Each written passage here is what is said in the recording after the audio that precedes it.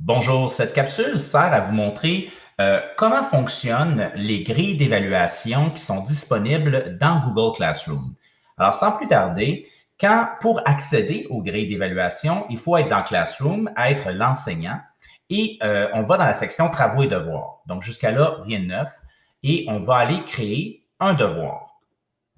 Aussitôt qu'on a un titre de notre devoir qui est écrit, on a accès au menu grille d'évaluation qui est dans la partie droite ici avec un menu. Donc, présentement, il est grisé. Je vais lui donner un titre, donc devoir avec grille. On va y aller simple. Et maintenant, mon bouton grille d'évaluation est disponible. Alors, on a trois choix. On peut créer une grille d'évaluation, on peut réutiliser une grille d'évaluation ou importer à partir de Sheets. Je vous explique ça rapidement. Créer une grille, c'est à partir de zéro. Je vais y arriver dans quelques secondes. Réutiliser une grille, ben ça c'est intéressant parce que n'importe quel prof peut réutiliser une grille qu'il aurait déjà créée dans son classroom actuel, mais aussi dans n'importe quel autre de ses classrooms, y compris ceux dont lui ou elle est co-enseignant avec d'autres enseignants. Donc ça peut être intéressant à savoir. Donc, on peut réutiliser.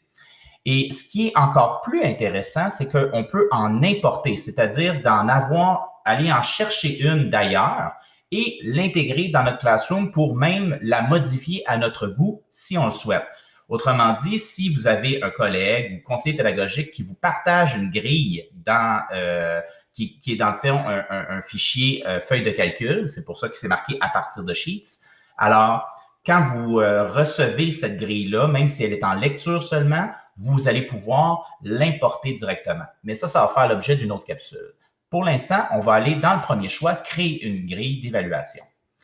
Donc, l'interface est toute simple. On a accès vraiment à une fenêtre qui est dédiée à la création de la grille.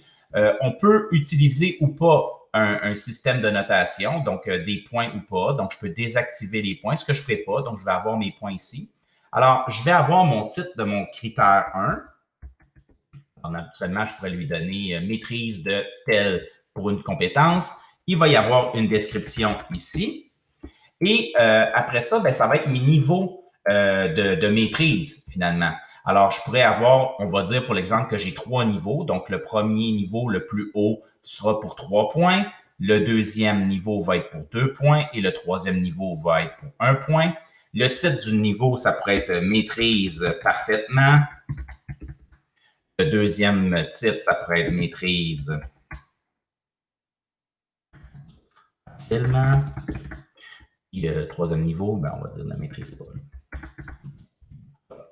Alors, pour chacun de mes niveaux, je pourrais avoir une description vraiment qui va être claire pour dire l'explication de pourquoi l'élève va maîtriser parfaitement, partiellement ou pas ce critère-là. Donc, vous comprenez que je pourrais mettre du texte ici à volonté.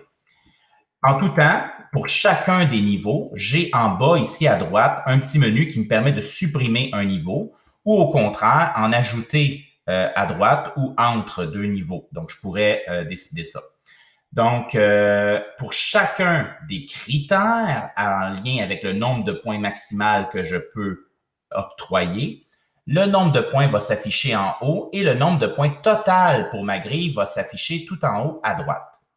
Naturellement, je peux ajouter autant de critères que je le souhaite. Donc, je peux ajouter un deuxième critère. Naturellement, pour les besoins de la cause, je vais y aller de façon très succincte pour pas que la vidéo soit éternelle. Donc, encore mes 3 niveaux. D'ailleurs, ce qui est intéressant, c'est qu'à partir d'un critère, je peux dupliquer le critère. Alors, quand je fais ça, je vais l'utiliser. J'ai juste besoin, par exemple, si mes niveaux sont les mêmes, mais que je change mes descriptions, ben à ce moment-là, je change mon nom de mon critère, mon deuxième critère. Je vais changer la description du critère 2 et ainsi de suite. Donc, le troisième, je vais le supprimer simplement. Donc, ma grille a un critère, 2 critères, 3 niveaux. C'est terminé. En haut à droite, j'ai mon gros bouton enregistrer. Je vais enregistrer cette grille. Donc, une fois que la grille est enregistrée, elle est intégrée dans mon devoir. Donc, j'ai mon résumé ici, 2 critères, 6 points. En tout temps, je peux cliquer à nouveau sur cette grille d'évaluation. Là, on voit un peu qu'est-ce qu'elle a l'air au propre. Et je serai en mesure, en haut à droite avec les 3 petits points, de cliquer pour avoir un menu contextuel et avoir l'option de modifier, supprimer ou exporter vers Sheets. Donc, je pourrais décider, bien, cette grille-là, je vais la partager vers des collègues, par exemple. Alors ça fera l'objet d'une autre capsule pour l'exportation. Donc, ma grille, elle est disponible. Elle est disponible pour ce devoir-là. Et même si j'envoie le devoir à un élève ou à tous mes élèves, chaque élève à ce moment-là va avoir accès à sa grille d'évaluation pour le devoir. Donc, l'élève va voir aussi exactement en quoi le devoir va être évalué, puis quels sont les critères de façon très claire.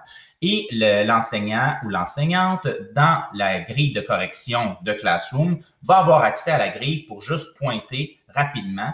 Et Classroom va pouvoir dire, bon, par exemple, le critère 1, j'accorde 2 points. Pour le critère 2, j'accorde 3 points. Classroom va calculer automatiquement les points. Ça va se mettre en brouillon dans les instructions, dans la fenêtre vraiment de calcul de devoir habituelle. Et ça vient de donner beaucoup, ça vient accélérer non seulement la correction, mais ça vient aussi préciser la rétroaction qu'on va offrir et l'évaluation qu'on va offrir à nos élèves. Alors, je n'irai pas dans les détails de tout ça. Ça fera l'objet peut-être d'une autre vidéo au niveau de toute la valeur ajoutée de la grille au niveau pédagogique. Mais c'était pour vous montrer la base, comment créer une grille d'évaluation et l'envoyer à ses élèves, en espérant le tout utile.